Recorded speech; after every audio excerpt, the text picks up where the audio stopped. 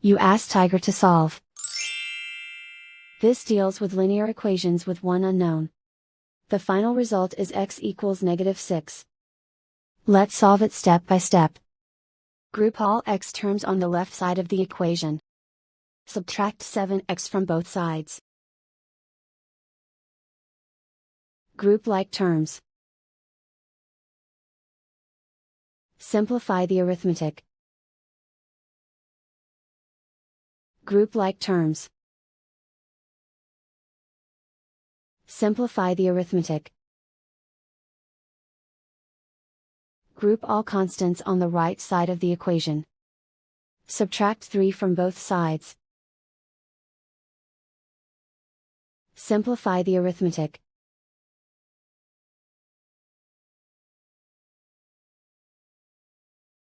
Isolate the x.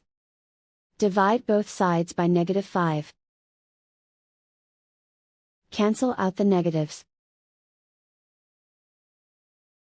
Simplify the fraction. Move the negative sign from the denominator to the numerator. Find the greatest common factor of the numerator and denominator. Factor out and cancel the greatest common factor. And so the final result is x equals -6.